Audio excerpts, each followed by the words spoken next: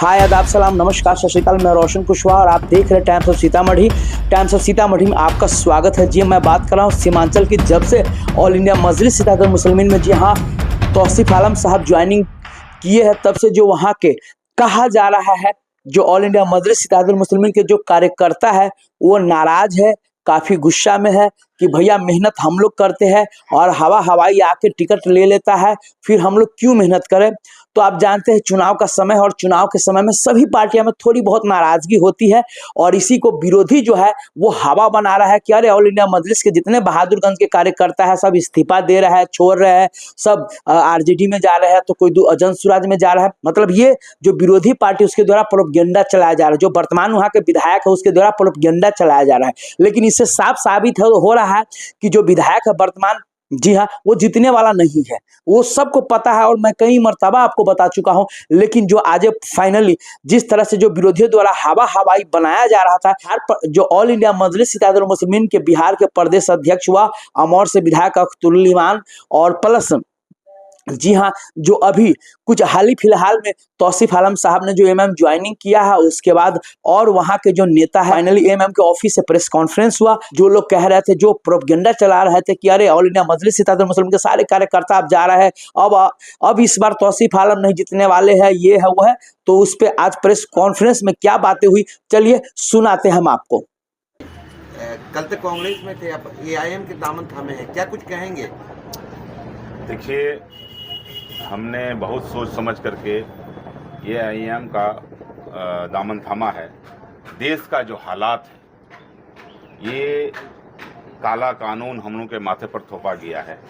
हम लोग ये काला कानून कभी भी स्वीकार नहीं कर सकते, क्योंकि हमारे ये काला कानून अगर स्वीकृत हो जाता है, पास तो हो ही गया है, लेकिन हमारा जो आशा है अभी सुप्रीम कोर्ट पर है, अगर ये लागू हो जाता है तो हमारे कब्रिस्तान छीने जाएंगे, हमारे मदरसा छीने जाएंगे, हमारे मस्जिदें छीने जाएंगे, हमारे जो क्या कहते हैं ईदगाह छीने जाएंगे, हमारे जो पूर्वज बाप दादा का ज़मीन वक्फ किए थे उसको सरकारी हो जाएंगे। ये हम स्वीकार नहीं कर सकते हैं। इसलिए हमने देखा कि हक का बात और इस काला कानून में हमारे ओवैसी साहब जो पूरे भारत के लीडर हैं, एमआईएम के सदर हैं, इन्होंने जो बात कही है, जो लोकसभा के अंदर बिल को भी फाड़ने का काम किया है, जो मैं उनसे प्रभावित हो गया और हमने कहा, हमने सोचा, सोच समझ करके फैसला लिया। हमने देखा कि ये आदमी के अंदर गुण है, ये आदमी हक का बात करता है और जो मुसलमान का हक का जो छीना जा रहा है उसमें बढ़ चढ़ के हिस्सा ले रहा है। इसलिए हमने फैसला ले लिया। लेकिन आप ही ने कभी कहा था, लेकिन इसी पार्टी को आपने दंगाइयों का पार्टी कहा। वही सवाल था। देखिए, हमने वो नहीं कहा था। हमने विधानसभा आप भाई, मैं जवाब दे रहा हूँ ना, आप सुनिए। मैंने कहा था कि जो भी मुसलमान हिंदू करता है वो दंगाई पार्टी है, ठीक है। बीजेपी करता है, आरएसएस, बजरंग दल सबके इशारे पर काम करता है। आपने उदाहरण दोनों में दिया था, एक तरफ बीजेपी। आप सुनने में गलत हो गया होगा। हम लोगों के पास अभी भी नहीं, है आपकी। हम आपको बोल रहे हैं ना कि हम एमआईएम से प्रभावित हो गया। आप मेरा हक का बात करेंगे तो मैं उनके साथ रहूंगा। अब मेरा हक छीना जाएगा, मैं चुप रहूं, ऐसा नहीं होगा। क्या तौसीफ साहब को चुनाव लड़ना है इसलिए अपनी आइडियोलॉजी को बदल लिए? चुनाव में आज थोड़े लड़ रहा हूं भाईजान, चुनाव तो लड़ना ही है। मैं तो फर्स्ट बार निर्दलीय भी जीता था।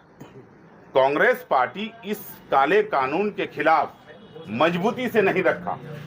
कांग्रेस पार्टी हमारा मुसलमान वोट को वोट बैंक समझता है, लेकिन जहां मुसलमानों का हक छीना जाता है वहां कभी भी बोलने का काम नहीं करता है। इसलिए मैंने प्रभावित हुआ और मैं पूरे जैसे ओवैसी साहब भी पूरा लगे हुए हैं इस काला कानून के खिलाफ। मैं प्रभावित हो गया और मैं कह रहा हूं कि मैं मुसलमान का हक का बात किया है। ओवैसी साहब का मैं शुक्रगुजार हूं, अख्तर साहब का मैं शुक्रगुजार हूं, जो आपने ये जो काला कानून मुसलमानों के माथे में थोपा गया, इसके विरोध में आपने सड़क से ने सदन तक उठाया, इसके लिए मैं शुक्रगुजार हूं। सर, कुछ लोग नाराज हैं, कैसे मनाएंगे हम? देखिए भाई, नाराजगी तो सब में होता है।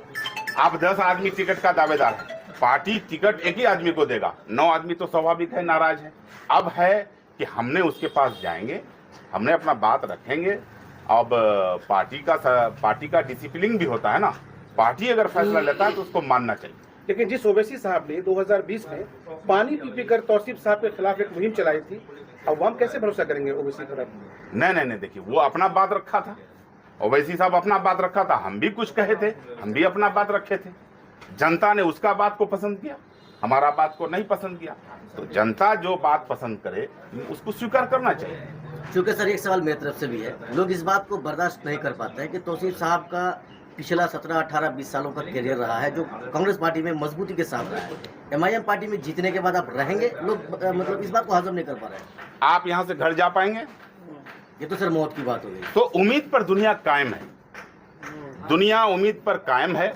कोई नहीं कह सकता है कि हम मेरा जो हयात है, हम सांस छोड़ रहे हैं, ले पाएंगे कि नहीं पाएंगे। आप उम्मीद पर दुनिया छोड़ दिए, उम्मीद पर दुनिया कायम है। सर पार्टी बदले हैं, विधानसभा ही बदलेंगे क्या? नहीं, हम बहादुरगंज से ही लड़ेंगे और इंशाअल्लाह सदर साहब भी घोषणा किए हैं, अख्तर साहब भी। मैं तो शुक्रगुजार हूं अख्तर साहब का और सदर साहब का, जो आपने मुझे जगह दिया पार्टी में।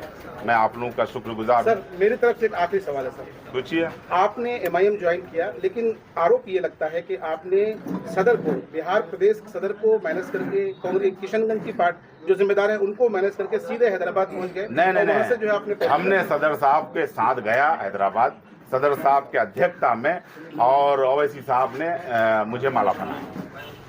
आपका एक कॉल रिकॉर्ड वायरल हो रहा है जिसमें कार्यकर्ता को धमकी दे रहे हैं फर्जी केस में फंसाने के लिए। नहीं, वो गलत है, मेरा आवाज नहीं। तो आपने देखा साफ साफ उनका जवाब था, भाई चुनावी साल है और चुनाव के समय में स्वाभाविक बात है अगर 10 कैंडिडेट होते हैं तो 10 में से किसी एक को ही टिकट मिलेगा, तो स्वाभाविक बात है उनके जो चाहने वाले नाराज होंगे। लेकिन ऐसा नहीं है, साफ साफ जो इनका कहना था तौसीफ आलम साहब को, जाके उनको हम मनाएंगे, उनके घर पे बात करेंगे। और ऐसा नहीं हो सकता है कि नाराज है तो उसको हम मना नहीं पाएंगे, मना लेंगे। और विशेष जो है हम लोग मजबूती से चुनाव लड़ेंगे। और जो प्रोपेगेंडा विरोधी चला रहा है, क्योंकि विरोधी तो आप जानते हैं कि वो तो जीतने वाला है नहीं, तो वो तरह तरह के आने वाले दिनों में भी प्रोपेगेंडा चलाएगा। ये साफ साफ आपने सुना और साफ साफ ये तौसीफ आलम साहब का भी कहना है, ये सत्य है कि भैया जिस तरह से अभी कांग्रेस छोड़ के, जी हाँ, तौसीफ आलम साहब ऑल इंडिया मजलिस इत्तेहादुल मुस्लिमीन में गए हैं, तब वहां पे RJD का तो सीमांचल में कुछ है नहीं, उसका कांग्रेस की बच्ची खुची है, तो कांग्रेस भी प्रोपेगेंडा चला रहा है। प्लस जो MM से जो विधायक RJD में गए हैं उसको भी लग गया कि भाई हम जीतने वाले हैं नहीं, तो ये सारे मिलकर प्रोपेगेंडा चला रहा है कि किसी तरह MM यानी ऑल इंडिया मजलिस इत्तेहादुल मुस्लिमीन को भैया हम शामिल नहीं होने देने वाले। आपने देखा कि जैसे जैसे बेवाकी से सवाल किया गया, बेवाकी से तौसीफ आलम साहब द्वारा जवाब दिया गया। साफ उन्होंने कहा है कि जिस तरह से वक्फ बोर्ड बिल को लेकर बढ़ चढ़ के ओवैसी साहब भाग ले रहे हैं और लड़ाई लड़ रहे हैं, वैसा राहुल गांधी नहीं लड़ रहे। इसीलिए यही कारण है कि हमने कांग्रेस को छोड़ा। जी हाँ, और फाइनली जो अख्तरुल इमाम साहब हक हुकूक की बात करते हैं, प्लस सदर असदुद्दीन ओवैसी साहब हक हुकूक की बात करते हैं, तो ये काफी प्रभावित करती है और इसीलिए फाइनली हमने कांग्रेस छोड़ा। तो ये सारी बातें उन्होंने कहा और ये भी कहा लास्ट में कि भैया हम जो कार्यकर्ता नाराज है उनको भी हम मना लेंगे। और फाइनली तो टिकट तो अनाउंस है ही, आपको पता ही कि बहादुरगंज से, जी हाँ, कौन चुनाव लड़ेगा, तौसीफ आलम साहब। इसीलिए जो विरोधी तरह तरह के प्रोपेगेंडा चला रहे हैं, क्योंकि जो वहां के विरोधी वर्तमान विधायक है उसको साफ लग गया है कि इस बार हम जीतने वाले नहीं है। आज प्रेस कॉन्फ्रेंस हुआ, उसको लेकर आप लोगों को क्या लगता है कि वाकई में जो तौसीफ आलम साहब ने कहा वो सही कहा या गलत कहा? सो प्लीज कमेंट करके जरूर बताया। तब तक के लिए बाय बाय, टेक केयर, दिखते रहिए टाइम्स ऑफ सीतामढ़ी।